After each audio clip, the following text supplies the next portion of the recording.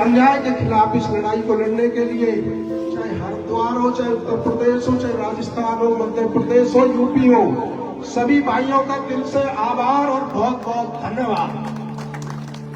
देखो, बात शुरू करते हैं अपनी भोली भाली देशभक्त कौम गुर्जर समाज से।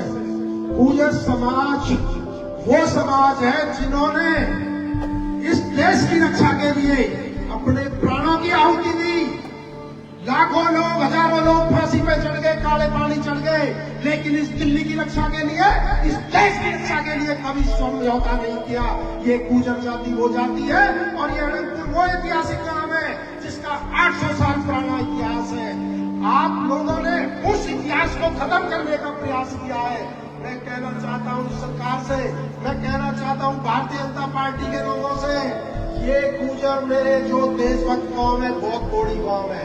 ये वोट देकर आपको सत्ता में बिठाते हैं, आपको नेता बनाते हैं, और जब इनके हक अधिकार की बात आती है तो आपके मुंह पे टेप चिपक जाती है, आपके मुंह में दही जम जाती है। ये एमपी एमएलए ये गांव को बचाने के लिए है, ये समाज को बचाने के लिए है। ये केवल शादी ब्याह में लड्डू खाने के लिए नहीं है, या केवल दांतों में बनाने के लिए नहीं है। आज अनंतपुर के साथ पूरे देश का समाज खड़ा हुआ है, पूरे देश का, कश्मीर से कन्याकुमारी तक आवाज उठ रही है कि हम अनंतपुर गांव के साथ हैं। लेकिन मैं ये कहना चाहता हूं कि जब अनंतपुर की घटना में हमारी माताएं बहनें सड़कों पर आई, जब उनके साथ धक्का मुक्की हुई, हमारे बुजुर्गों के मान सम्मान के साथ खिलवाड़ हुई, इस सरकार को सोचना चाहिए कि ये गुर्जर समाज सब कुछ बर्दाश्त कर सकता है, लेकिन बहनों का अपमान नहीं बर्दाश्त कर सकता, बहनों की आंखों में आंसू नहीं देख सकता। यदि हमारी बहनें, माता बहनों की आंखों में आंसू है तो इससे ज्यादा हमारे लिए कुछ और बड़ा होने वाला नहीं है। मैं कहना चाहता हूं मेरे गुर्जरों, मेरे नौजवानों, ये वीर गुर्जर जाति लिखना छोड़ दो। यदि तुम संघर्ष नहीं कर सकते, यदि तुम अपनी जमीन के लिए नहीं लड़ सकते, यदि अपनी माँ बहनों के सम्मान के लिए नहीं लड़ सकते, तो आप कभी वीर गुर्जर मत लिखना। और उस कहावत को भी झुठला देना कि 100 कोस के गुर्जर की माँ एक होती है। जब जब आप अपनी संघर्ष को भूल रहे हो, आप अपनी ताकत को भूल रहे हो, आपको आपका बल याद दिलाना पड़ता है। याद करो गुर्जर आंदोलन, जब इसी दिल्ली ने, जिसमें तीनों तरफ बॉर्डरों पे गुर्जर समाज के लोग बैठे हैं, इस देश की राजधानी को ठप कर दिया था, इस देश के पहिए को ठप कर दिया गया।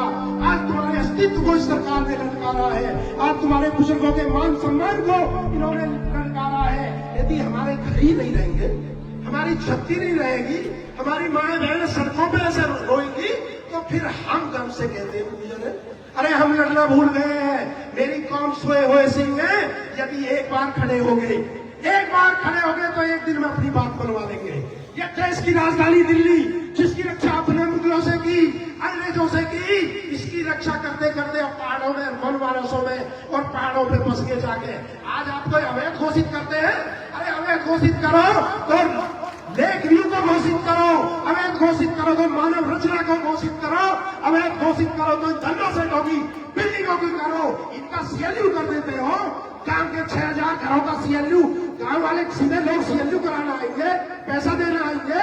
मैं कहना चाहता हूं मेरे समाज के लोगों, खड़े हो जाओ, नहीं सब कुछ खत्म हो जाएगा, ये अस्तित्व का मिट जाएगा। आप लोगों को लड़ाई लड़नी पड़ेगी और बिना संघर्ष के कुछ मिलता नहीं।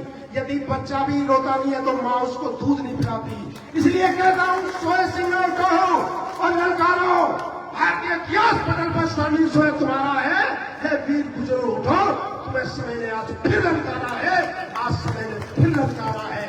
मैं अपनी माता बहनों की आंखों में आंसू नहीं दे सकता। मैं सरकार कान खोल के सुन ले, ये सैनी सरकार यदि गुर्जर समाज के मान सम्मान के साथ छेड़खानी की जाएगी, हमारी माताओं बहनों के साथ अपमान किया जाएगा, तो आपको दिल्ली में नहीं देश के 12 प्रांतों में खचेड़ देंगे। गुर्जरों का इतना विरोध आप झेल नहीं पाओगे। मध्य प्रदेश के गुर्जर तैयार बैठे हैं, राजस्थान जम्मू कश्मीर के गुर्जर तैयार बैठे हैं, उत्तर प्रदेश के तैयार बैठे हैं। तैयार होना है तो दिल्ली के साथ अहमदाबाद के गुर्जरों को। आप लोकतंत्र में सर गिने जाते हैं, आप केवल इकट्ठे हो जाओ। लोकतंत्र में सरों की संख्या होते हैं, हम देखते हैं किसके बाप की हिम्मत है जो एक मकान के भी हाथ लगाते हैं। आज हमने सुना कि ये सामान जो तोड़ा था उसे उठाने आए हैं। अरे बुलाओ इसको, पर्दा बात गवर्नमेंट को, हम चल रहे पहलवान के घर में, तू एक रोड़ा उठा के दिखा दे आज यहाँ से, या तो आज हमारी जान जाएगी या हमारा स्वाभिमान लौटेगा। मैं कहना चाहता हूँ नौजवानों, इस लड़ाई को लड़ेंगे और पूरे देश में लड़ेंगे। आप तैयार रहो, एक कॉल करो बड़ी, और मकान गिराने की बात नहीं है, ये जिस दिन महापंचायत रखो उस दिन तक पहलवान का घर में चुनाई शुरू हो जानी चाहिए। और यदि बस की नहीं है तो हम सब लोग बैठ के वहां सहयोग करके सब लोग उसको चुनवाने का काम करेंगे, लेकिन हम इनके सामने भीख नहीं मारेंगे। मैं बताना चाहता हूं, क्योंकि एडवोकेट भी हूं मैं, कि ये सरकारें, ये अदालतें, ये कोर्ट, सुप्रीम कोर्ट सब जनता के लिए है, जनता के लिए बने हैं। सुप्रीम कोर्ट को गलत तथ्य देकर बदलाया जा सकता है, फेंकाया जा सकता है। या दिवाकर विदुड़ी जी बैठे हैं, तुगलकाबाद का मैं उदाहरण आपको बताता हूँ। तुगलकाबाद के अंदर रविदास गुरु घर था, उसको सुप्रीम कोर्ट के विजय भाई आदेश पे तोड़ दिया गया था, लेकिन हमने रामलीला ग्राउंड पे चंद्रशेखर भाई ने और हमने आंदोलन करा, सुप्रीम कोर्ट को वापिस हटना पड़ा, गुरु घर वहीं बना, जमीन तुगलकाबाद की वापिस मिली। इसलिए कहता हूँ, काम से बड़ा कुछ नहीं है, गांव के घरों को कोई सरकार नहीं तोड़ सकती, केवल हम संघर्ष करना भूल गए हैं, हम लड़ना भूल गए हैं। कुछ दिन के लिए राजनीति को अलग रख दो, राजनेताओं की मजबूरी हो सकती है, भारतीय जनता पार्टी की सरकार की मजबूरी हो सकती है, लेकिन समाज की कोई मजबूरी नहीं है। समाज इस लड़ाई को लड़ेगा।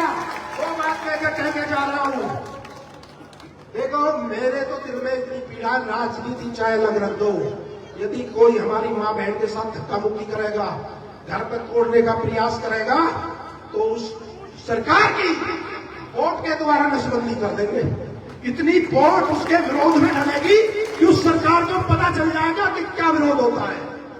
और रही बात आपकी लड़ाई लड़ने की, एक डेट घोषित कर देगा, उस डेट को यदि पूरे देश का गुजर समाज यहां ना जाए तो नाम बदल देना, और इस लड़ाई को सड़क पर भी लड़ेंगे और संसद में भी लड़ेंगे। विजय भाई, चंद्रशेखर भाई से मेरी बात हुई है, आप मैटर बना के दे लो, एक दो दिन में इस देश की सबसे बड़ी पंचायत में इस मुद्दे को उठाने का काम करेंगे कि हमारे लोगों के साथ अन्याय हो रहा है।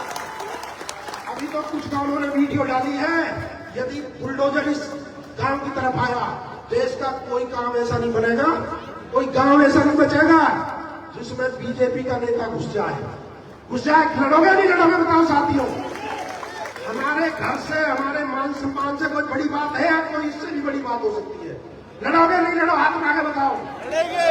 संवैधानिक तरीके से लड़ना है, संगठित होकर लड़ना है, और इस लड़ाई को मैं कह रहा हूं हम जीतेंगे।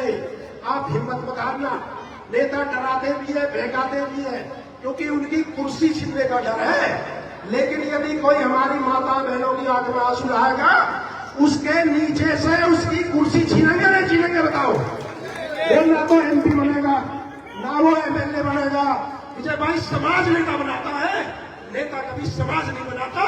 जिसने समाज के साथ जो खड़ा नहीं हुआ वो किसी का नहीं है। बहुत बहुत धन्यवाद। एक बात कह के अपनी बात खत्म करता हूँ कि जिस गुजर भाई के पास अपने समाज के लिए वक्त नहीं, उसकी रगों में पानी भरा है, रक्त नहीं। बहुत बहुत धन्यवाद, बहुत बहुत आभार। बहुत बहुत धन्यवाद भाई साहब। आप रविंदर जी, देखो आपसे हमारा अपने ये सब समाज के सामने, पूरी पंचायत के सामने कही है कि इस गांव अनंतपुर की हम देश की सबसे बड़ी पंचायत लौटवाएंगे। भाई चंद्रशेखर